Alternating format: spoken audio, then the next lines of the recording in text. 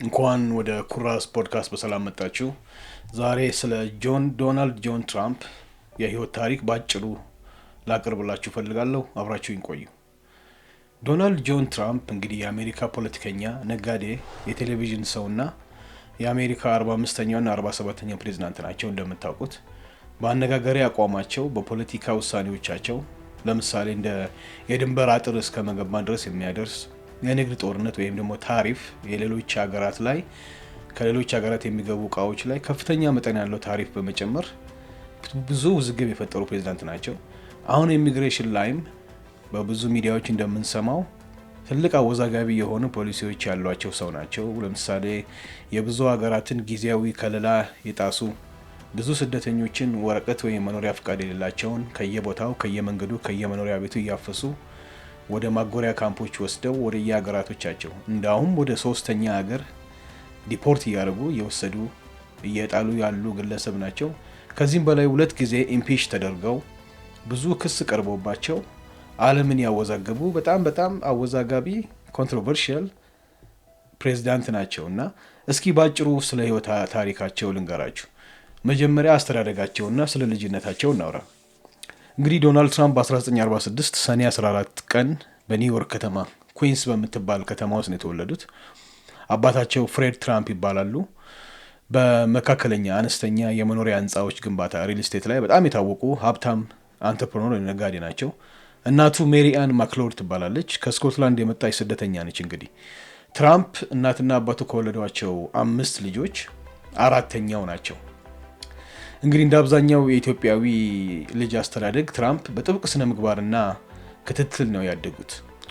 እስኪ ስለ ትምህርታቸውና የስነ ልቦና አሁን ያለውን የስነ ልቦና አስተሳሰባቸውን ስለቀረጸው ሂደት እኔ በ13 ዓመታቸው ወደ ኒውዮርክ ሚሊተሪ አካዳሚ ተላኩ። እንግዲህ ወደ ኒውዮርክ ሚሊተሪ አካዳሚ መላክ ማለት ሚሊተሪ አካዳሚ ሲገባ ሰው መጀመሪያ ዲሲፕሊን ስነ ስርዓት ነው የሚማረው። ከዛ ታዛዥነት ነው የሚማረው። የስልጣን ተዋረድን በደንብ ይማራል። ሌላው ደግሞ ኮምፒቲሽን እና ውድድርን ነው የሚማረው። እንግዲህ እነዚህን ስኪሎች ይዘው ነው የወጡት ማለት ነው። እነዚህ ስኪሎች ወደፊት ለስልጣናቸው ምን ያህል እንደጠቀማቸው ታዩዋላችሁ። ከዛ በኋላ ወደ ፎርድሃም ዩኒቨርሲቲ ወደሚባል እዛ ዩኒቨርሲቲም ዲግሪያቸውን ይዘው ከወጡ በኋላ በዩኒቨርሲቲ ኦፍ ፔንሲልቬኒያ የዎርተን ስኩል የኢኮኖሚክስ ዲግሪያቸውን ይዘው ተመረቁ። በ1968 ዓ.ም ነው የተመረቁት። ዶናልድ ትራምፕ እንግዲህ ምንዋኖቻችንን 2 ዲግሪ ያላቸው ሰዎች ሰው መሆናቸውን የምናውቀው እኔ ራሱ አላውቅም ነበር። እንግዲህ ባለ 2 ዲግሪ ናቸው ማለት ነው። እንግዲህ በአካዳሚክሱ ብዙም አልገፉበትም። ከዛ ይልቅ በ2 ዲግሪያቸው ወይም በ6 በ7 ዓመት የዩኒቨርሲቲ ቆይታቸው ግን የገንዘብ አጠቃቀምን፣ ሪስክ ቴኪንግን እና ራስን እንደ ብራንድ እንደ ምልክት እንደ ንግድ ምልክት አድርጎ እንዴት መሸጥ እንደሚችሉ ስነልቦናውን በደንብ ተምረዋል። ይህንን ነው በደንብ ያወቁት ማለት ነው። እስኪ ስለ ንግድ ህይወታቸው ደግሞ ትምህርታቸውን ከጨረሱ በኋላ ወዴት ሄዱ? እንደነገርኳችሁ አባታቸው የታወቁ በመካከለኛ መጠን ያላቸው የመኖሪያ ቤቶች ግንባታ የታወቁ የሪል ስቴት ሞጉል ናቸው። እንግዲህ ግዙፍ የሪል ስቴት ነጋዴ ናቸው እና ትራምፕ ከተመርቆ እንደወጣ ወደ ሪል ስቴት ንግድ ነው የገባው። ከዛ በ1971 ዓ.ም ከተመረቀ ከ3 ዓመት በኋላ የአባታቸውን የሪል ስቴት ካምፓኒ የትራምፕ ኦርጋናይዜሽን ብለው ስሙን ቀይረው መምራት ጀመሩ ማለት ነው። እንግዲህ ዛሬ ማንሃተን የምንለው ከ5ቱ የኒውዮርክ ግዛቶች ከኩዊንስ የ5ቱ የኒውዮርክ ግዛቶች የሚባሉት አንዱ ማንሃተን፣ አንዱ ስታተን አይላንድ፣ አንዱ ኩዊንስ እና ሌሎች 2 አሉ ለጊዜው የረሳዋቸው። እንግዲህ ማንሃተን ከሚባለው ትልቁ ለምሳሌ እንደ ዎል ስትሪት ያሉት 2 መንትያ ህንፃ የሚባሉት በ2003 በአሸባሪ ጥቃት በአውሮፕላን ፍንዳታ የወደቁት 2 ህንፃዎች ላይ እዛ አካባቢ ብዙ ሰማይ ጠቀስ ፎቆችን ስካይ ስክራፐርስ የሚባሉ ገንብተዋል። ብዙ ሆቴሎችን ገንብተዋል። ካዚኖዎች ለምሳሌ ቁማር የምትጫወቱበት ገብታችሁ ቁማርን ፕሮፌሽናል በሆነ ህጋዊ በሆነ መልኩ የምትጫወቱባቸውን ሜዳዎች ገንብተዋል። ህንፃዎችን ገንብተዋል። ከዛ ባለፈ ደግሞ የጎልፍ ሜዳዎችንም ገንብተዋል። ብዙ ሰውየው በጣም ጎልፍ መጫወት ይወዳል። ጎልፍ ነው ለሱ በቃ ትልቁ የጊዜ ማሳለፊያውም ወይም ሆቢው ማለት ነው። እንግዲህ ሌሎች በስማቸው ከየገነቧቸው ብዙ ታወሮች አሉ። አንደኛው ትራምፕ ታወር የሚባል አላቸው። ትራምፕ ፕላዛ የሚባልም አለ። ከዚህ ብቻ አላለፍም። በ1987 ዓ.ም ዘ አርት ኦፍ ዘ ዲል የስምምነቱ ጥበብ ወይ ደግሞ የድርድር ጥበብ የሚል መጽሐፍ ጽፈው አሳትመዋል። ከዛ ከ2004 ጀምሮ እንግዲህ ለሚቀጥለው 13 ዓመታት አፕረንቲስ የሚባል የቴሌቪዥን ሾው ላይ ማቅረብ ጀምረዋል። ከዚህ በኋላ ነው እንግዲህ ቢሊየነር ሆነው በየሚዲያው መታወቅ ሆሊውድ ውስጥ ከብዙ ሰዎች ጋር ኔትወርክ መፍጠር የጀመሩት ማለት ነው። እንግዲህ የንግድ ህይወታቸውን ስታዩ ብዙ ጊዜ የሰሯቸው ንግዶች ከስረውባቸው ንግዱን ዘግተው ባንክረፕሲውን ክስረት አውጀው እስከ መድረስ ተገደዋል።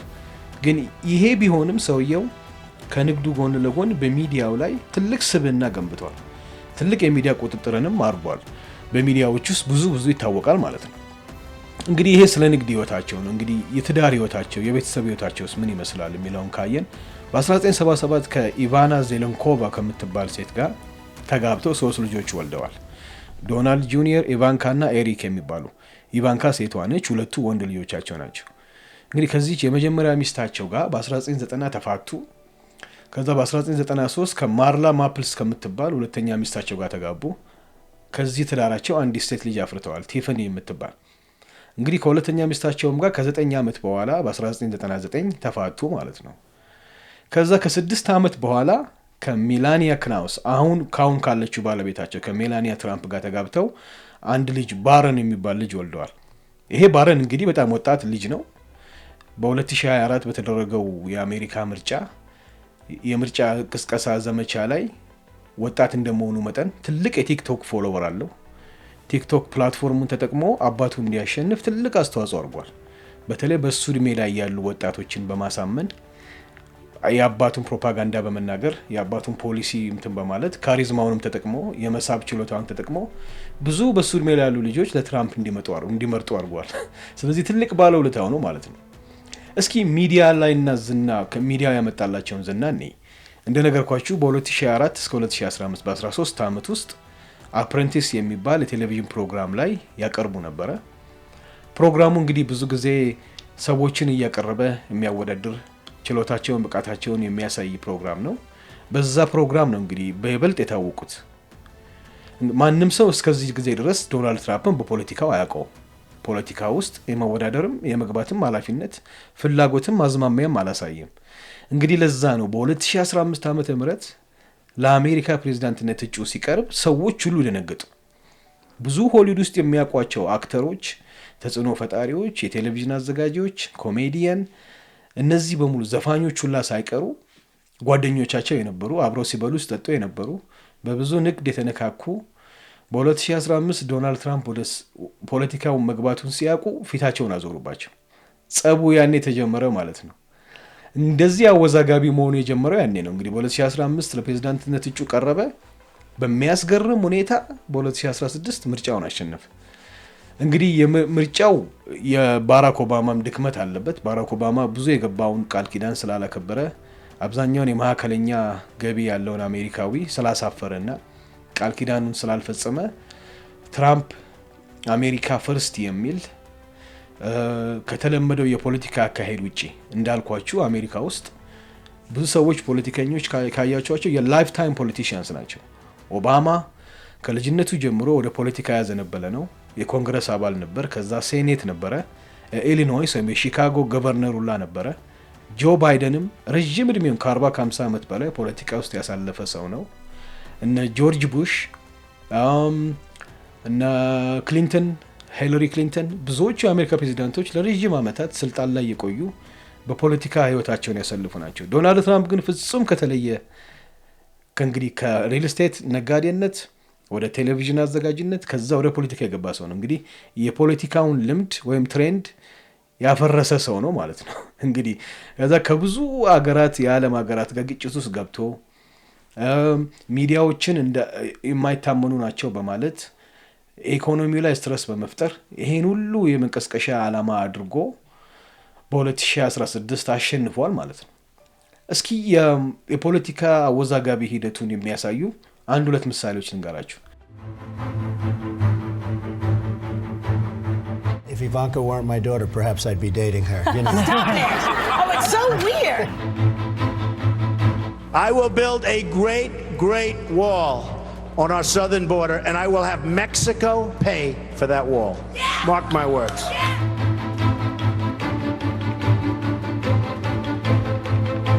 When Mexico sends its people, they're not sending their best. They're bringing drugs, they're bringing crime, they're rapists, and some, I assume, are good people. Could say politically correct that the look doesn't matter, but the look obviously matters. Like you wouldn't have your job if you weren't beautiful. J. Trump is calling for a total and complete shutdown of Muslims entering the United States until our country's representatives can figure out what the hell is going on. I would bring back waterboarding, and I'd bring back a hell of a lot worse than waterboarding. What I won't do is take in 200,000 Syrians who could be ISIS.